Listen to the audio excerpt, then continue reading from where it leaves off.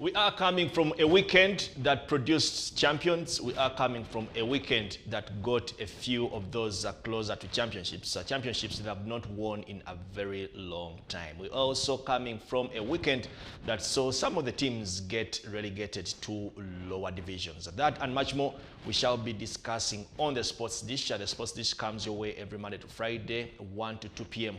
and we discuss nothing but what's happening in the world of sports. We also have a hashtag. We have a WhatsApp number. They are at the bottom of your screen.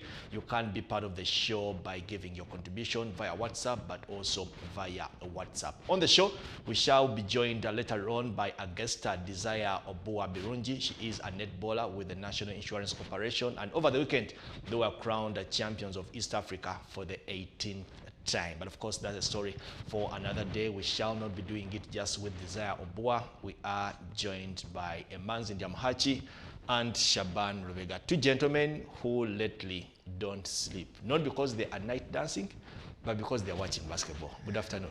Good afternoon, and it is true.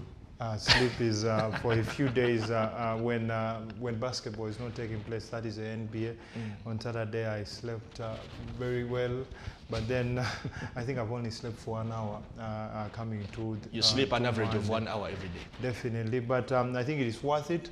And all in all, good afternoon, Clive. Good afternoon, Emanzi, and good afternoon, the viewers. Emanzi, good afternoon. Good afternoon, gentlemen, and good afternoon to the viewers out there. So you're not. You slept. I managed to watch the first game 7, which was Boston and Milwaukee, and you didn't wake up for the 3 a.m. one. No. I decided that I would follow up on that one with the highlights in the morning, and well, it did not go well for Uganda. Did not go well for Uganda, and maybe not as planned. Many people did not see that coming. A team that won 64 games in the regular season and was highly fancied to go to the finals, but they continue to underachieve in the last 2 seasons. Even when they've done well in the regular season, they just don't seem to have enough firepower to throw the final punch to get into the finals. So it was that kind of morning, and I'm sure we'll discuss that and more. Of course, that and much more we shall be discussing on the show, but getting us underway is a team that got relegated to the FIFA Big League after 26 years. Police Football Club was over the weekend defeated by Bull Football Club 5-2 at the MTN Omondi Stadium in Lugogo. Now, we couldn't get a reaction from any of the coaches or officials, but we did catch up with Bull Football Club's Alex Isabidie and Ibrahim Nsimbe, the man of the match on that day. We are performing well. The team is playing. We are playing together. We are working together as a team. The coaching staff, the management, the players. We decided this season to come to play as a team. We decided to participate, to compete, and to participate. So I think we are competing. And I'm happy winning 4-2 here against Police FC. We were away. I think it was a sweet win. Omupiira gwa leero nsooka neebaza Katonda kubanga wataliye osanga tetwalifuna ewini ya leero. Neebaza kooki atusobodde okupushinga okugoba omupiira ogwa leero. Neebaza abasambi ekitabo kye bampadde ekyamaanyi mu maaki. Ndi musanyufu nnyo. Well, those were the reactions from Bull Football Club coach Alex Isabidie and one of the players, Ibrahim Nsimbe. They have been, you would say, the revelations of the Saturday Uganda Premier League this season. But that is not the story that we are discussing. The story is that result, the 5-2 result that Bull registered of Police Football Club, confirmed Police Football Club as relegated to the FIFA Big League next season. These are 2005 champions. They got promoted in 1995, and since then they have been playing the league football, and they have been flirting with relegation, I should say, for the last 5 or 6 seasons. Finally, they got dropped because on the other end of the table, all the results did play in their favor. I think when you say that they have been flirting with relegation, that is right, because they have had in different seasons, I think for the past like 5 or 6 years, this season they struggle at the wrong end of the table, and then the following season they are in the top half. The signs have been there that probably this is a season that they will go down, and like you mentioned, they were not helped by the other results that happened in the other games. So I think this is a reality check for everyone associated to the club. There is so much that has been going on for years, and everyone has kept on wondering, why is it the only institution club that is not properly funded? And those questions can only be answered by the people in the administration. But like I said, it's a reality check. They need to check themselves. If they still need this club to perform at the highest level, they need to do so much right that they have not been doing in the past couple of seasons. Yes, the players, they have been getting the players from different clubs and turning them into some decent footballers. And then there are other experienced players who have been coming because it is police, and then putting in a show. It was a surprise for me when Tony Maweje came back and joined the team. Although in his first season, I thought probably that he still had it in him to probably go to a decent club and probably fight for a title. But he came to police because they are police. They had a different season. They had a decent season last season, and then they have been struggling. I'm not surprised, and somehow I feel that they need this to better everything at the club and probably come back a little bit stronger. Yeah, let's look at those tweets from the police chairman, Fande Hassan Kasinje. He's very active on Twitter, justifying why they got relegated. That was one of the and tweets. Got so many there's only one team that has not been relegated since inception in Uganda. Actually, to correct him, there are 3 teams: Vida, KCCFC, and Express. And you can add the rest of Ondupara. The rest have, including Police. They came in 1995 till today in the EPL. It's only Arsenal. So he was trying his level best to justify the reason why they got relegated. But he's making a lot of unnecessary noise on Twitter, yet he actually knows that as management, they have not done a very good job for them to stay in the league. Yeah. Mentioning the fact that he's making unnecessary noise. It is unnecessary noise indeed, because he gets so many facts wrong in that tweet. And when you talk about the things that they have not been doing well, when you look at all the other clubs, one of the other tweets he put up. I remember congratulated you to you never acknowledged my heartfelt fair play message. If I'm not wrong, I'm the only UPO chairman that has done so on this app. Be gracious, we too have won the league, including Sekafa before. So those were his responses to some of the questions that he was being asked why the team got relegated. I think if he took this all to a boardroom and plan for next season and how police bounces back, instead of going to Twitter and then throwing everything that he has been throwing since Saturday, I think that would be better for the team.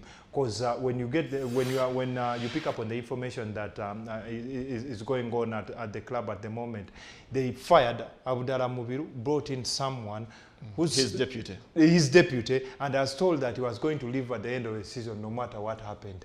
And now there have been clashes between two of I think him and some other official in police, and they were saying, one was saying that Luinda should continue, and I'm told Hassan Kasinje was saying that no matter what happens at the end of the season, we need to fire the whole coaching staff, bring in some other new people to try and steer the club to greater heights. I don't know how they're going to manage that when the club is not funded the way it's supposed to be funded. No, the club is funded the way it's supposed to be funded. It is only that the people in management are not making sure the funds do the right job. I'm not sure they're funded the way they are supposed to be funded. Emaz has been quiet for some time. Let's see his take on this. Yeah, no, I believe that police are in a place where they deserve to be.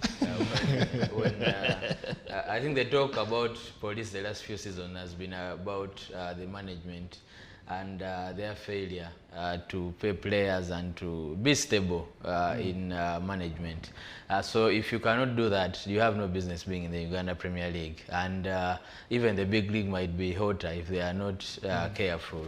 So in my opinion, this was coming. We know how they survived relegation the other season when because of COVID. The last game that they played, The moment they stepped out of the relegation zone, the league stopped there. It's not that they were that good. And I think if you've seen how they've played the last few games and the lack of interest from some of the players from what you see on pitch, I think it really pointed to one thing, that they would be headed for relegation.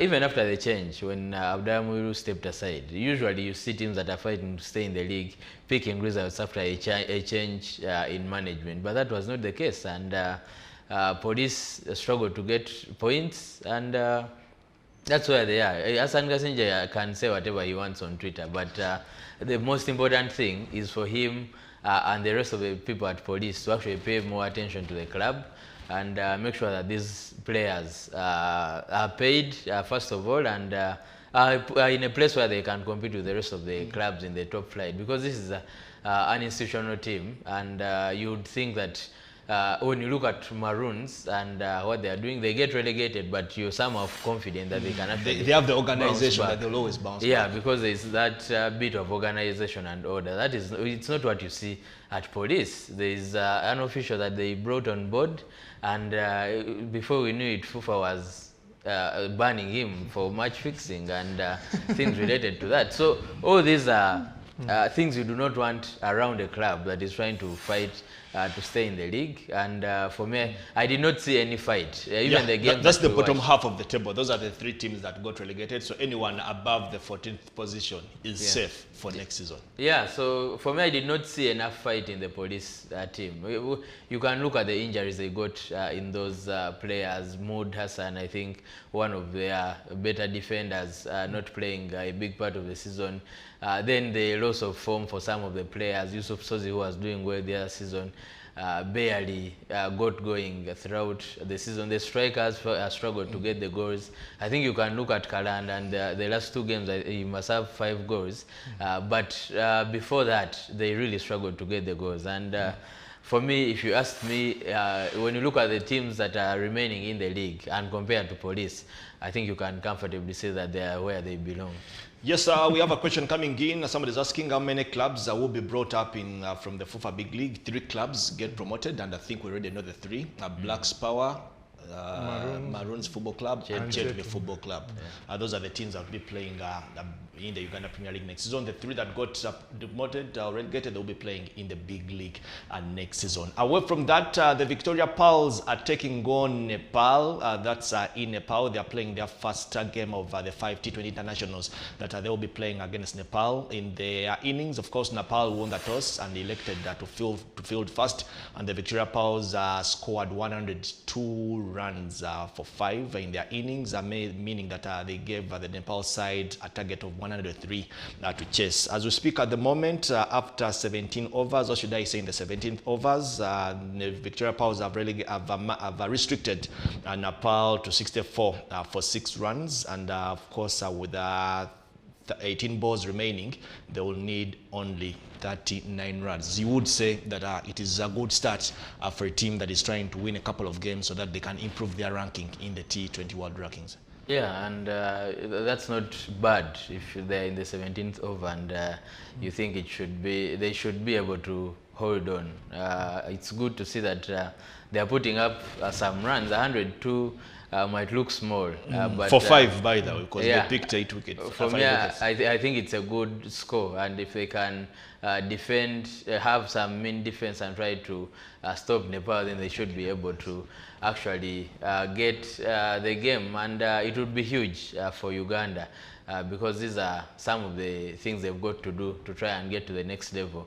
I think we mentioned last week that they were leaving Africa and they were going to Asia for the first time as the national team, and it's huge if they can get this victory to start off the series, and then we see what happens thereafter. But for me, if you ask me, in a T20 game, to see that they are putting up 102, I would be very pleased. There actually were some impressive runs because Janet Mbabazi scored 29 off 38 balls. Then you had Rita Nyangedo scoring 18 runs off 13 balls, including a 6. Those were some of the good, very impressive performances. Kevin Awino, 15 runs off 30 balls. Then you had Franklin Najumba, 12 runs over 18 balls for Uganda. And Rita Msamali, 13 runs runs off 17 balls. As we speak at the moment, Nepal are batting, the Victoria Pearls are fielding, and it is 66 for 6 in 17.2 overs, and Nepal will need 33 runs from 15 balls, which in my opinion feels impossible, but cricket is cricket. But you would want to think that the Victoria Pearls will, in the next couple of overs, have this in the bag for them. I think I anticipated that if Nepal won the toss, they would be fielding, because remember when you look at how we batted in Namibia, losing those 6 games, I think we were so poor, so I anticipated they would do that, but I've been surprised that we have put up 102 runs, like Emanze said, because when I looked at... Against a side that is ranked 16th in the world, we are 21st in the world. Because there are 5 places ahead of us. I thought probably would struggle with the bat, and that is one of the reasons why Franklin Najumba was put into the team to try and steer them. She has only managed 12 runs, which is I think low to her standards, but the others have gotten the job done, and I'm thinking it would take a miracle of sorts for them to catch us. I think we are taking this one. Well, 32 runs is what Nepal needs in 15 balls. And of course, we'll keep you updated. By the time we get out of here, that game would have ended, and we'll be giving you an update as we head into the next T20 International that Uganda will be playing tomorrow. It's about that time of the day that we connect to our guest of the day.